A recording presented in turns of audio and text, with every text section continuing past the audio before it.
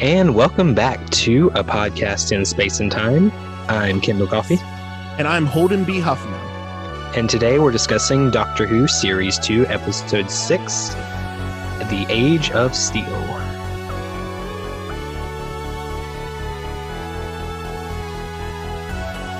So, solid episode. Very good episode. Very solid. I honestly kind of forgot this episode existed, or like that it's really good. Right. It's very good. For some reason, I think this is like this season in general, just didn't stand out to me a whole lot the first watch through.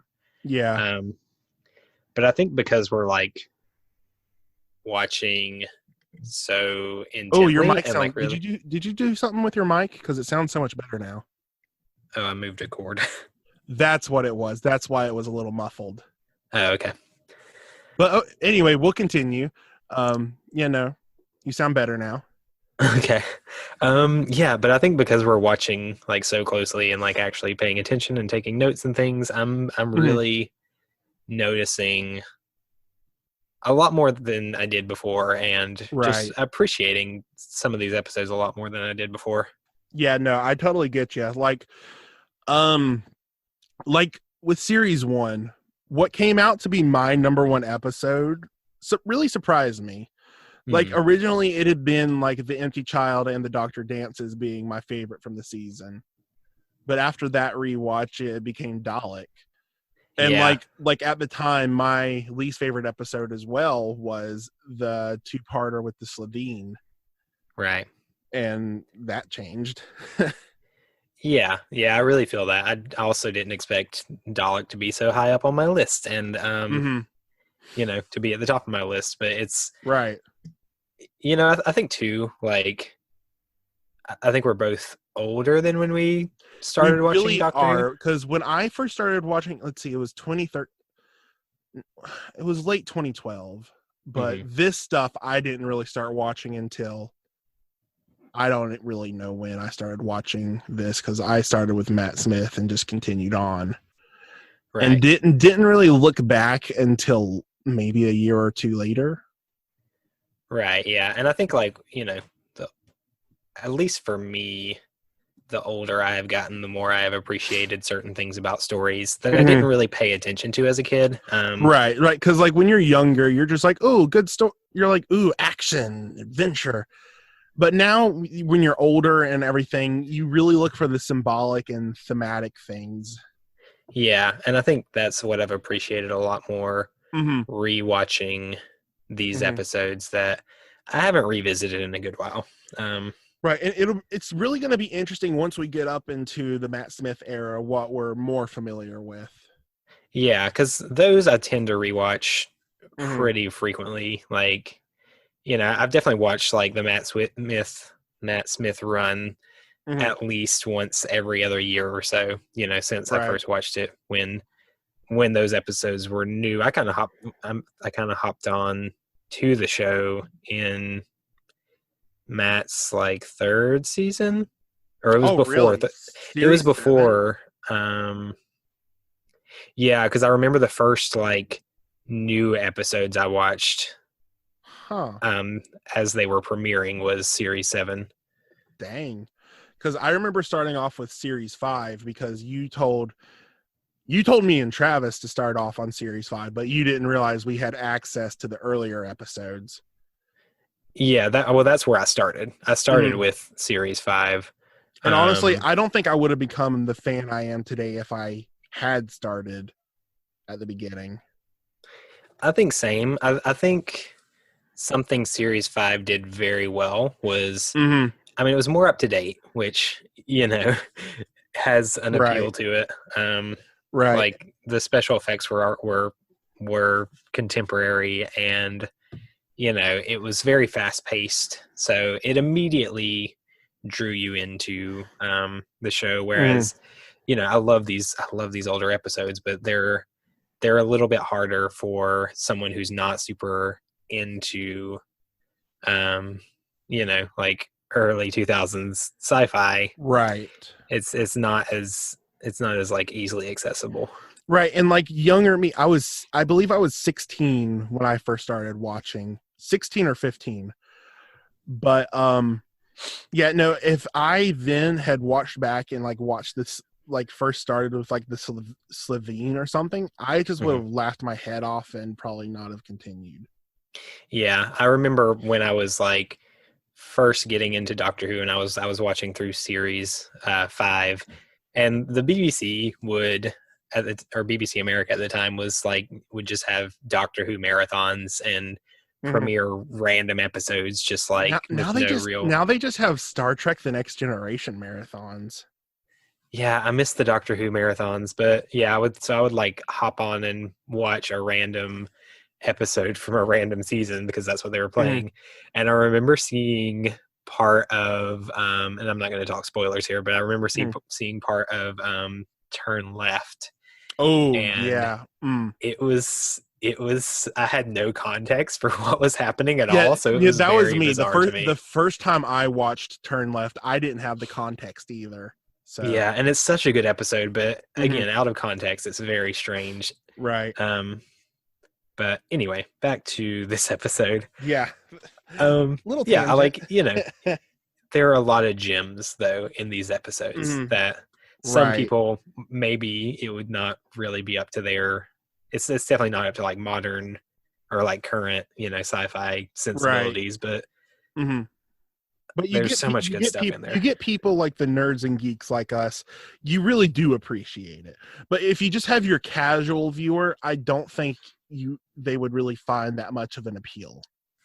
Yeah, it's like, I know with like the Game of Thrones TV show, they kind of wrote it in such a way as to appeal to people who aren't really fans of fantasy.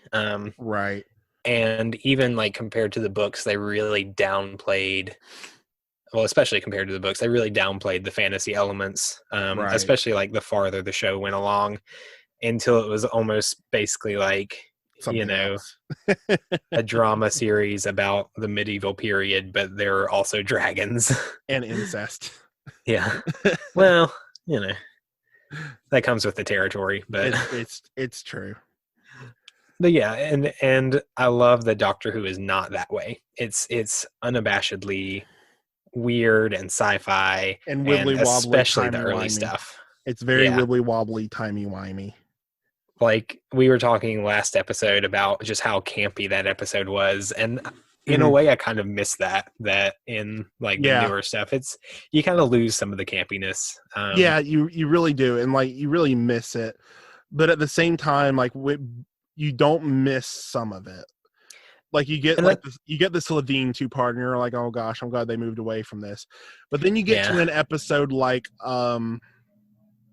let's say the last episode. You're like, man, I miss this. Yeah, and I think part of why we see those things as campy and why we see stuff like the Adam West Batman series as campy is because they are dated. Right. And I think probably, in 20 years time, we're going to look at certain episodes of like Jodie Whittaker's run. Listen, if 20 years time I see Heaven Sent as a bad episode, I am just gonna hang myself. Well, I'm not saying bad. I do not say campy to mean bad. It's not the same to me. I just if I see Heaven Sent as campy, I don't know what I'm gonna do. If I one day see Heaven Sent as campy, I'm gonna lose it. Yeah, but yeah, it's like, but we see those things as campy because they're dated, and that doesn't mean they're bad. It just means that they are kind of unabashedly of their time, and I enjoy it. Right. And I don't think that's anything we're ever going to get from something like Game of Thrones. You're not going to hear like Britney Spears playing in Game of Thrones or something. That'd be hilarious. Yeah. I think the most we got was like that one Starbucks cup. Oh gosh, but they edited it out after that first premiere. Leave the Starbucks. I almost said Star Wars. Leave the Starbucks cup in. It's important. Release the Starbucks cut. Release the Starbucks cut. uh, Okay, back to Doctor Who. Back to Doctor Who. Okay, so I feel like an idiot now, the whole London's Most Wanted thing. Yeah. We were talking about, this doesn't make any sense. This is a giant plot hole. If he's London's Most Wanted, why did those guards just let him right through? And I had totally forgotten, because it's been such a long time since I've seen this two-parter. Yeah, that's not exactly true. I'm London's Most Wanted for traffic tickets. I thought that was so good. Mm-hmm. It's I'm such like, we're both like, oh, that explains it. because they had built Ricky up to be this like really like cool, suave, kind of hardcore dude. And they totally treated him like he was such a badass, but no. yeah. It turns out that he's a legend in his own mind. And I love that afterwards he still acts like it. Like after they find out, he still acts like it. Well, and I kind of respect that too, because like, I mean, he is part of a like rebel organization, and in the end they did basically save the world. So like, even though they didn't really Not Ricky died. Well, yeah, but like, it still was like the result of his actions that led to the world being saved. Like, without their intel and without their working with Pete to like get intel on the Cyberman, I don't think things would have gone as well. Right. So like, even though he wasn't really like a well-known figure or anything in the public consciousness, he was still like, he still did something really kind of amazing. And he became a martyr. And I think that like also really ties into the theme of like kind of this episode and the theme that we've seen throughout the show in general of just like the importance of people, even like, the most everyday people. Except like maybe the Doctor, because the Doctor's now the chosen one. Yeah. Spoilers. Sorry, I brought it back. I brought it back into the Timeless Children. That's a big spoiler. Oh yeah, sorry. I might edit that out. Yeah, maybe edit that one out. Okay. Just a nice callback to Dalek in the last season of Rose remembering the Cyberman helmet. Yeah. The collection of Van Staten. Yeah, I thought it was cool that they like brought that back up, because, and also just like a really nice attention to detail from Rose, which I think she's pretty good at. Yeah, she's pretty good. Like, this is an episode I could really deal with her. Yeah, this was a very good until the end. Well, and I think like we kind of touched on it last time, but this is like the episode where Mickey really shines and really comes into his own. Oh man, this is a very Mickey-centric episode. Yeah, and we haven't really gotten that before, and of course it's like as Mickey is leaving. Right. But yeah, I really appreciate Mickey's story in this episode, and him really doing something for himself, right, instead of doing something for Rose. Because he's always been kind of I wouldn't say selfless. It's kind of been more of a selfish thing in a way, only following her because he doesn't want her to leave him. But now sticking up for himself, no longer taking the abuse, and just really going out and being his own man. Yeah, and I think probably in his mind it was a selfless thing. And I think this is an issue a lot of people deal with, is like separating this idea of like selflessly devoting yourself to one person from like actually doing what's going to be right for everyone. And like, to him, he was doing what was right by Rose, but like he wasn't doing what was right for himself. And he I think in this episode he finally sees like this isn't really worth it. Like, it's not really, it's not helping Rose and it's not helping me. And right. Yeah, I really appreciate that. Why was Mickey and Ricky wearing the same thing? It was so confusing. Like, I understand they wanted to do that to build up the suspense. They're like, oh, who was the one that actually died? But it was confusing. Yeah, it was confusing for the rest of the episode. And yeah, it didn't really, they could have like literally had them wear like a different scarf or a different jacket or something. Yeah. And fixed the whole issue. But Ricky could have had a scar on his left eye or something, just something small. They do like a what the Doofenshmirtz in the second. Yes, I was just thinking of that. He's got an eye patch. And the other one doesn't. Yeah, I'm glad our brains are on the same wavelength there. Dude, we've known each other for like 13 years. Our brains are on the same wavelength now. We have very similar taste in media too. Yeah. So, like, of course, watching an alternate universe episode, we both immediately jump to the alternate universe Phineas and Ferb storyline. So let's really get into the like cinematic parallels there between Age of Steel and across the second dimension. Across the second dimension, yeah. Because I feel like there's a lot we can really dig into here. I mean, there's a lot of Doctor Who references in Phineas and Ferb. Yeah. Yeah, the creators of that show are big Whovians, from what I understand. Yeah. Sorry, I'm still laughing about that. Okay, Mrs. Moore, she's not going to die at all. We learn about her backstory. She's not going to die. I forgot that she dies in this episode. Oh, did you? But as soon as she started like telling about her past and everything and gave her real name, I'm like, oh no, she's gone. Yeah. She's dead. Oh no. Okay, why do people always make when they come across like something dead, like, oh no, it's dead. It's not going to move. See, it's not moving. We're fine.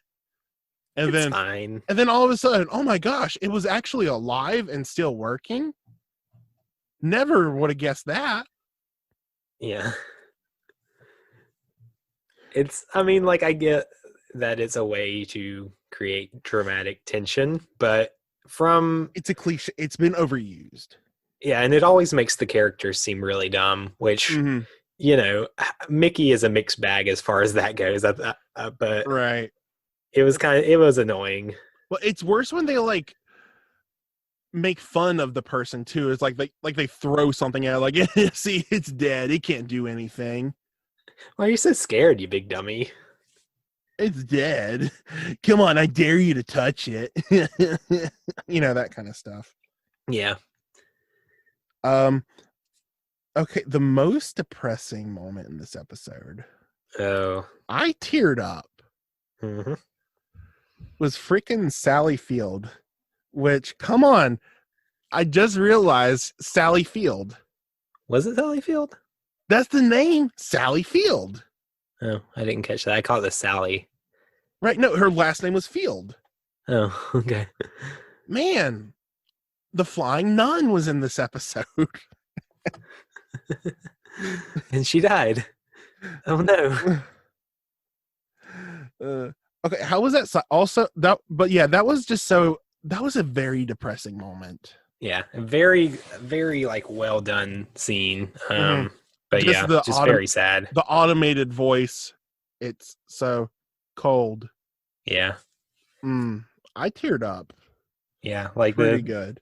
The voice acting was very good. Nicholas Briggs again. The music, like, it just, everything about that scene was very good and emotional and sad. Yeah, and just and the same thing with all the other Cybermen at the end, all exploding and everything. Just oof. Yeah.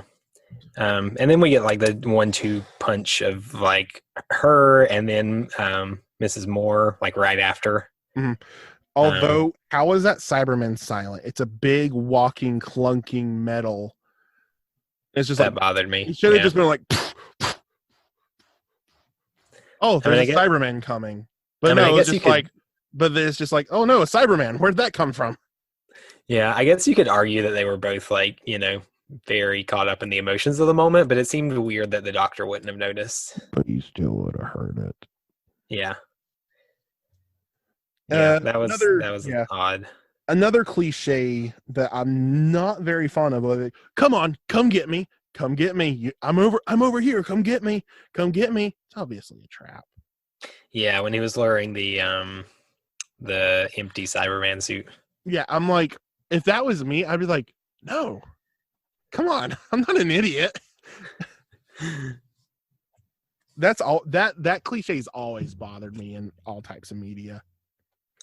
Yeah, Like, you see it a lot, and like, come most of the on. time it doesn't really make sense. Like, come on, it's obvious. What the heck? I'd call you a genius, but I'm in the room. I also appreciated there was a line when Moore and the doctor were talking, and she was talking about like her fake name, and she said it's always safer not to use real names. And like, she's talking to the doctor who like is famous for not using his real name. Right. Which I thought they were going to make like a really obvious like reference to that at the moment, but I'm kind of glad they didn't. Like, so Doctor Who. Yeah, I thought they might pull that, but they did not, and I'm glad they didn't, because it was like, it was a nice sort of subtle thing. Yeah, it was very subtle. It was nice. Also, if the sonic screwdriver can cut rope, why won't it work on wood? Yeah. Explain. Well, and this kind of gets into like more of the issue of the sonic screwdriver being a thing in the show. Like, it has very inconsistent rules. It does, but it's just like the whole thing with the wood, that's an overused thing with it. And it's just like, come on. Which have we seen that yet? No, we haven't seen that yet. I mean, that was semi-spoilery, but it's not like a major thing. Yeah, I think it was. Yeah, we see that later though. But the Sonic does not do wood. Yeah, no. But it does rope apparently, which, whatever. I guess we don't know what the rope was made of. I would assume like some kind of plant fibers, but maybe it was maybe it was wool, and I don't know. I don't think they make ropes out of wool. Yeah, it didn't look like wool. Yeah, I would assume some kind of like plant fiber, but anyway, right? It'll do other plants, just not wood. Right. Wood exclusively. I really enjoyed the fact that even after the two-parter, it's not 100% solved. The whole ordeal, they talk about there's still probably thousands of cyber factories around the world that we have to go take care of. Yeah, I appreciated the resolution to this episode, that it wasn't like it wasn't really convenient, right? And it was a big loss. The doctor basically had to like be responsible for the death of a bunch of people who, right? I mean, I guess in a way they were already dead, but like there was a lot of suffering to the death of the cyber people, and right. That kind of, no, I'll save that for spoiler section. Okay. Yeah, that moment at the end though, when they're all like basically like dying, it made me really sad. Just thinking about like all these people, and they're suffering, and like it's it was definitely a like difficult ending as far as resolutions go. It wasn't was not super happy. And then like even afterwards, after all those Cybermen were dead, there's still a lot of work to do to kind of dismantle this thing that Lumiere created. Yeah, that he had created. And also, attaboy, Mickey. Attaboy. Standing your ground, deciding things for yourself. I'm so proud of Mickey. Attaboy. There was, I like audibly said aloud watching this episode, I think Mickey might be my favorite. Yeah, no. It's true. Mickey's awesome. Yeah. A line I wrote down a line he said that just really spoke to me. Just, we had something a long time ago, but not anymore. Yeah. And I liked their little like moment of reminiscing at the end there, you know. I thought that was really nice. The mm-hmm.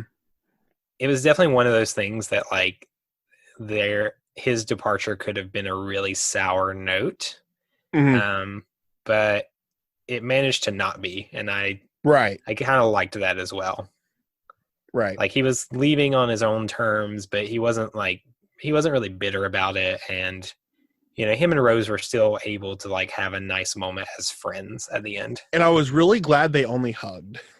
Yeah, because a lot of times you'll see like kind of this kind of breakup scene, and then they'll kiss for some reason. Right. And I don't understand why that happens. Right. I don't either. But I've never like, you know, had a breakup and then immediately made out with the person. I've never made out with anyone, so. I have a sad life. It's all in good time. Yeah. Props to Roger Lloyd Pack for playing John Lumick. I said Lumiere earlier. It's Lumick. Lumiere is the the candlestick from Beauty and the Beast. Yeah. Whoops. Be a Cyberman. Be a Cyberman. Sorry. But Roger Lloyd Pack, John Lumick, shout out to him for also voicing the Cyber Control. Really nice touch. I'm glad they didn't get Nicholas Briggs to also do that. That was just a really nice touch to have him do it. It was a really nice touch because like you could really hear his voice in it. Yeah, and a killer performance from him. Yeah, totally. The actor died. He died in 2014. But he was 69. Nice. Hey, what an age to go. What an age to go. Yeah. Let's see what else. I really just liked the Doctor and Mickey, like the hacking scene at the end where the Doctor's kind of like feeding Mickey clues on how to hack the system, and Mickey is doing his thing, his very improbable hacking thing that he does. He learned it from PlayStation. As you do. But I really like that scene. I thought it was great. I mean, he probably learned it from that darn Grand Theft Auto game, that game that served the devil. He learned it from that dang GTA. Also, Pete's send-off at the end, you could really feel how much he wanted to like come with them. But that, you know, he knew that he had a duty to uphold in his own world. But I thought that was a great moment too, just like seeing kind of the longing within him, but like knowing, because he just lost Jackie, but also but it was kind of too much for him of like Rose saying Jackie's alive in another universe, and he's just lot. That's a lot. Like you just lost her, and then you're told, oh, by the way, she's alive somewhere else. It's like that's way too much to handle all at once. Yeah. Well, that's all I have for the non-spoiler section. I'm not sure about you. Yeah, that's all I've really got for non-spoilers. We don't have. I was gonna say. Oh, yeah, go right. I was gonna say one more thing. Just about like, I really feel like this as a two-parter did things a lot better than a lot of two-parters. I think like what it had that a lot of the other ones were missing was that moment at the end of the first part that like changes things really drastically. Yeah. We don't really see that a whole lot with the two-parters we've seen so far, like almost a point of no return, because like there's always kind of the there's the The big quick, threat. ace up my sleeve that reverses it. Right, which we do kind of see that too with the Doctor using the bit from the TARDIS, but I mean, he didn't want to originally. I mean, like, because like that's going to take longer for the TARDIS to rejuvenate right. everything, so like he had to sacrifice a bit of time. Yeah, so he does use the TARDIS, the goober, to destroy the Cyberman. The But like, goober. yeah, from Spider-Verse. There's always a goober. Yep. But by that point, like all the people in the like mansion had been upgraded, and it was almost like we had hit an irreversible point, and you couldn't just easily undo that. And it really made this episode feel a lot more like the stakes were a lot higher. Right. And I think a lot of two-parters are missing that like something to Yeah. really raise the stakes for the second episode. Yeah, and I can really think of some other episodes in the future, but I mean, we don't want to get into that. Yeah. But yeah, like the first part of this was, it was kind of fun, kind of campy, and then this one was like basically intense and dramatic all the way through, and I thought that was kind of cool. Right, and like I understand why the first one was a bit campy because like parallel world, it's yeah, it's going to be a little campy seeing things a little differently than how it is in our world. Right, and I enjoy that. I thought it was fun, but like I'm glad that this episode really like ramped things up. I thought that was good. Yeah, it was very good. Okay, well, let's head on into the spoiler section. Spoiler warning. I can't believe Rose dies. Mickey dies in this episode. Mickey. Okay, Mickey. Sorry. I'm used to Rose, man. I mean, like there was the actual like fake out. Oh, Mickey's dead, or is it Ricky? We don't know. We don't know. We don't know. We don't know. Be our guest. Sorry. But yeah, no, I can actually just real quick. One of the two-parters in the future that I can think of that really amplifies the stakes and everything actually is another Cyberman episode. Is actually two of them. A Dark Water. Yeah. Of like, hey, it's Missy. Right. It's the Master. Right. B, again, hey, it's the Master, but also Bill's now a Cyberman. Right. So yeah. Yeah. So if you're think of if people who didn't stop listening right then, you just got spoiled, but that's your fault. Listen, if you continue with the spoiler section when we tell you not to, that's your fault. I mean, that's why we have the spoiler section so that we can spoil. Right. Yeah, I'm trying to think about. There are people that do it. There are people that do it. Be like, hey, why'd you spoil it? It's like, well, nah. We told you. Right. I think like maybe. Sorry, what? Go ahead. Oh, maybe the Weeping Angels two-parter in series 5. It kind of did that. Although I definitely don't think it raised the stakes as much as this one did. I don't think as much, but yeah, it definitely did. Just I thought there was a nice little parallel with the whole destroying Gallifrey thing, like destroying one species to save everyone else, because like of destroying the Cybermen, who like the only way to do it was to bring out the emotions for them to see who they really are, to save everyone else. It was a little more subtle than the other ones, but I did see it in there. Yeah, there was definitely a parallel there. Hey, parallel. This is a parallel universe. And you know what? This is a parallel episode. I'm not Holden. My name's Colin. I don't know. And my name is... your name's Kendal. Kendal. No, your name's Kendal, but with 2 L's. Oh. But which of us is the real one?